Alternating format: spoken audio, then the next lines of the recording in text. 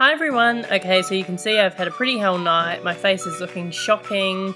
I am all over the coffee this morning and loving it. So it's time for hair and makeup. Here we go.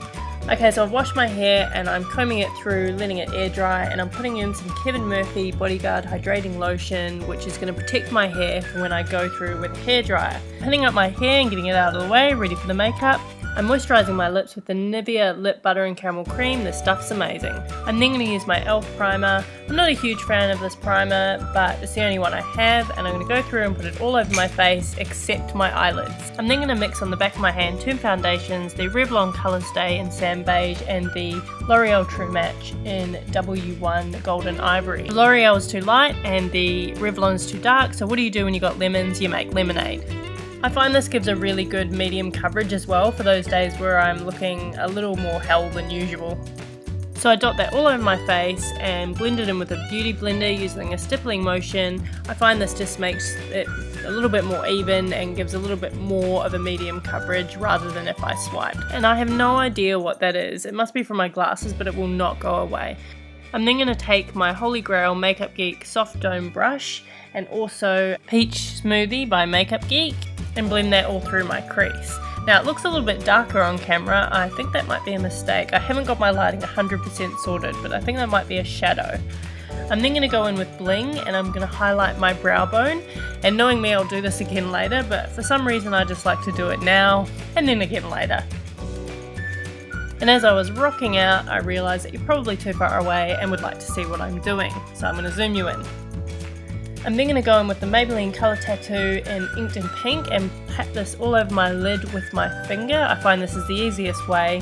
This is just a nice cream product that's got a shimmer to it and a bit of colour to the lid to really open up the eyes. I'm then going to take my soft dome brush again and blend out any harsh edges. I pretty much blend at every stage possible. I don't think you can do enough blending. I'm then going to go in with the eye blender brush by Makeup Geek and Shimma and pat that all over the first half of my eyeball. I just find this gives a little bit more lightness to the eye and just opens it up that little bit more on those days where you're looking particularly haggard. Here's where I realise I forgot to prime my lids. Oh well. And now time for concealer. I'm going to go in with the Maybelline Age Rewind in Brightener Illuminator. The pinkness to this helps cover the dark circles under my eyes, and I'm just going to pat that in with my finger and out towards the edges of my face. I'm then going to go in with the Superstay 24 Hour Concealer by Maybelline in Creme, and this just adds a little bit more brightness under the eyes because I think the pink just looks a little bit funny on my skin and I want something to match my skin a little bit more. Again, patting with my finger out towards the edges. I'm now going to go through and fill in my brows, and this might be a bit random, but I'm going to take Creme Brûlée by Makeup Geek and also Latte by Makeup Geek, and I'm going to mix the two just to make a better colour, and I'm going to use the Bobbi Brown eyebrow brush. And I like to have my eyebrows pretty natural on every day, so I just fill them in and make them look just a little bit darker and fill in any sparse areas. Woo, check it out. I'm then going to take Bling again from Makeup Geek and I'm going to highlight the inner corners of my eye using a Makeup Geek Outer V brush. I'm then going to go in with an eyelash curler and curl my eyelashes. If you don't have an eyelash curler, run out and get them because this makes the biggest difference. I'm then going to use some mascara. I'm using the Maybelline Big Eyes Mascara and I'm wiping off all of the excess. I think this is really important if you don't like clumpy lashes, because actually even when I do this step I find it hard not to have clumpy lashes.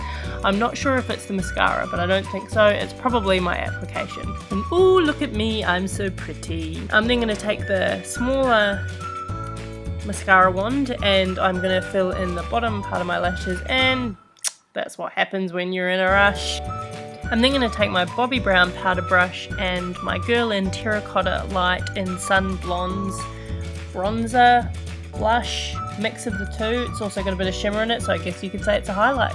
And I'm just going to take that and warm up my face, because let's face it, I'm pretty pale and pasty these days. Oh, look at me, pulling the face, pulling the powder face. And I'm going to take it up across my temples and a little bit across my jawline, and why not just down my neck. I'm then going to take my Real Techniques blush brush, and I love this brush, it's awesome. I'm going to take it with my Milani Baked Powder Blush in Luminoso. This is so pigmented, you have to have such a light hand for this. but I'm just going to take this over the apples of my cheeks just to add a little bit extra colour. I'm then going to take the e.l.f. black gel liner thing, I forget the name, I'll put it in the down bar, and the Real Techniques fine liner brush, and I'm just going to line across my top lash line. I'm not going to do a wing because this is an everyday look. I'm then going to do a nude lip, and I'm using the Australis Colour Inject in Samba. This is basically a nude lipstick for my lips. I love this, it's just a couple of shades lighter than my actual lip colour. Looks so pretty.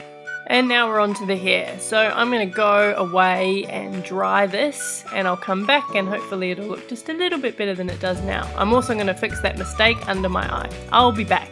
I'm then going to go in with the Batiste dry shampoo in Sassy and Striking Mamba. I love this smell, and I'm just going to put this through my roots of my hair. My hair is actually generally flat, so this just helps just give a little bit of a lift and a little bit more volume.